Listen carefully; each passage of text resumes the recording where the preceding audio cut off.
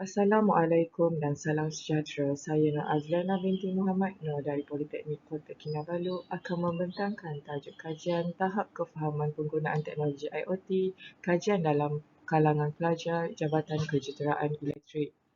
Sejak beberapa tahun kebelakangan ini, IoT telah menjadi salah satu teknologi terpenting abad ke-21 menurut Sujana dan Rajmartin 2019.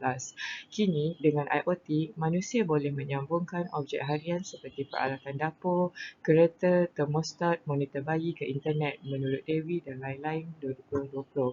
Dalam dunia hyperconnected ini, sistem digital boleh merakam, memantau dan menyelaraskan setiap interaksi antara perkara yang berkaitan. Melalui teknologi IoT, dunia fizikal boleh bekerjasama dengan dunia digital menurut Fatmawati 2018. Penggunaan IoT dilihat semakin meningkat dalam pasaran runcit, memberi manfaat yang besar dalam yang ditawarkan oleh IoT. Untuk perniagaan menggunakan IoT sepenuhnya, mereka perlu mengubah proses perniagaan mereka untuk merealisasikan faedahnya. Penyataan masalah.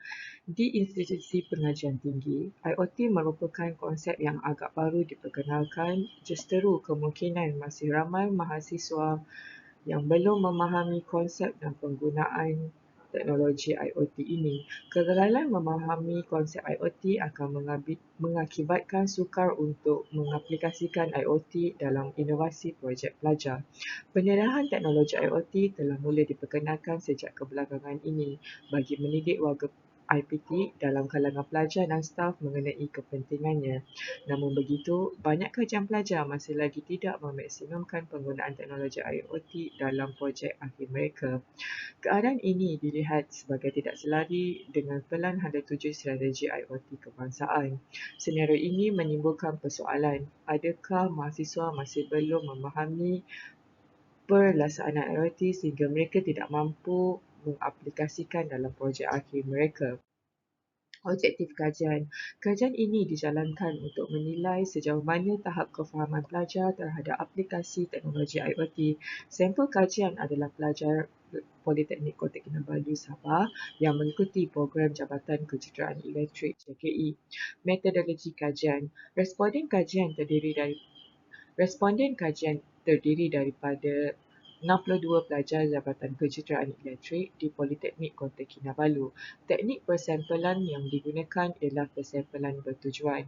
Kaedah persampelan bertujuan ini dipilih kerana kajian ini ingin mengkaji tahap kefahaman penggunaan IoT, maka hanya pelajar dari Jabatan Kejuruteraan Elektrik dipilih sebagai responden.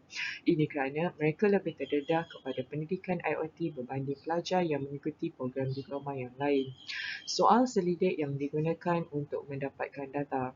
Soal selidik digunakan untuk mendapatkan data. Item-item soal selidik adaptasi dari kajian goal dan lain-lain 2017. Data dianalisis menggunakan kaedah analisis deskriptif. Analisis deskriptif digunakan untuk menerangkan ciri-ciri profil responden dan tahap kefahaman pengguna. Responden terdiri daripada 62 orang pelajar Jabatan Kejuruteraan Elektrik yang mana pelajar lelaki adalah 44 orang dan juga pelajar perempuan adalah 18 orang yang terdiri daripada semester 1, 3, 4 dan 5 dan HPNN yang pelbagai. Pelajar 1 menunjukkan peranti IoT yang pernah digunakan semasa pembelajaran. Dapatan kajian mendapati penggunaan tablet dan juga telefon pintar menunjukkan peratus yang tertinggi iaitu 47 orang pelajar yang menggunakan peranti ini. Dan terdapat 7 orang pelajar yang tidak pernah menggunakan peralatan IoT dan juga dan peratus untuk peranti-peranti IoT yang lain terpapar di sini. Hasil kajian terbahagi kepada dua bahagian iaitu tahap kefahaman berkaitan dengan kebaikan penggunaan IoT dan juga ancaman terhadap penggunaan IoT. Keseluruhan dapatan menunjukkan yang berada pada skor min antara 3 dan 5 iaitu pada tahap sederhana dan baik. Walaupun terdapat kepentingan IoT dalam kehidupan manusia, Responden juga memahami yang bahawasanya IoT juga mempunyai ancaman lah.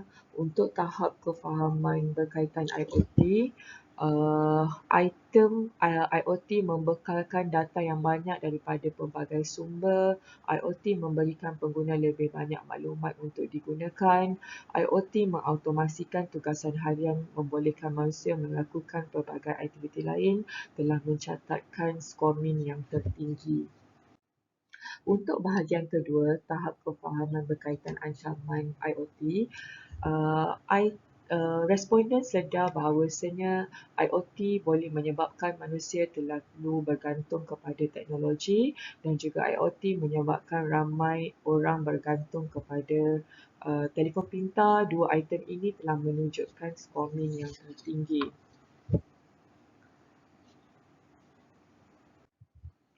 Hasil analitik mendapati majoriti responden memahami dengan baik kepentingan dan juga ancaman berkaitan IoT. Dapatan kajian ini menunjukkan kursus-kursus, program-program yang berkaitan dengan teknologi serta kepakaran tenaga pengajar di Politeknik berjaya membentuk kesedaran dan kefahaman pelajar mengenai isu IoT. Momentum ini perlu dikekalkan dan ditambah baik sehingga pelajar bukan sahaja memahami tetapi boleh mengaplikasikan dalam kehidupan harian mereka seperti sekiranya mereka menceburkan diri dalam keusahawanan, mereka mengaplikasikan unsur IoT dalam bidang tersebut. Sekian, terima kasih.